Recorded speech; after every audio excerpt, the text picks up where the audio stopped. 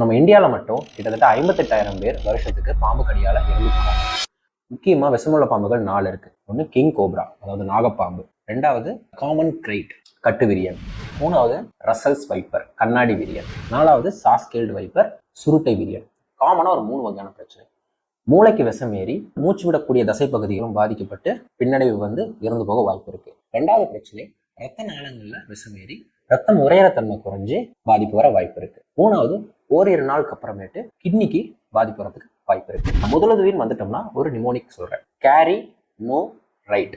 Carry அப்படிங்கிறது பாம்பு கடிச்சிருச்சு அப்படின்னா அவங்களை சுமந்துதான் தூக்கிட்டு போகணும். அப்படி போகும்போது கடிச்ச பகுதி அவங்களோட இருதயத்தோட பகுதிக்கு கீழ்மட்டத்துல இருந்தா ரொம்பவே சரியா இருக்கும். நோ அப்படிங்கிறது no for applying tourniquet, sucking or cutting. கண்டிப்பா கடிச்ச பகுதிகள் பக்கத்துலயோ இல்ல தள்ளியோ ஒரு கயிறோ இல்ல துணியோ கட்டுறதை அவாய்ட் பண்ணணும்.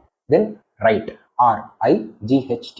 ஆர்னா ரீஎஷ்யூ, அவங்கள சாந்தமா வச்சுக்கணும். ஏன்னா ரொம்ப பதட்டப்பட்டாங்கன்னா ரத்த ஓட்டம் அதிகமாகி விஷம் உடம்பு ஃபுல்லா சீக்கிரம் பரவ ஆரம்பிச்சிடும். ஐனா இம்மொபிலைஸ், கடிச்ச பகுதியை ஆடாம அசையாம பார்த்துக்கணும். கட்டை இருந்ததுன்னா சப்போர்ட் பண்ணி கட்டிக்கலாம். GH அப்படின்னா get to the hospital immediately. பக்கத்துல இருக்கிற ஹாஸ்பிட்டலுக்கு சீக்கிரமா அழைச்சிட்டு போய் நம்ம பேஷண்ட்டை டிஸ்போஸ் பண்ணணும். Tனா டெல் த சிம்டம்ஸ். நீங்க பேஷண்ட் அட்டன் பண்ணதுல இருந்து ஹாஸ்பிட்டல் போற வரைக்கும் என்னெல்லாம் அறிகுறி நீங்க பாத்தீங்களோ அது எல்லாத்தையும் டாக்டர்கிட்ட கம்யூனிகேட் பண்ணணும்.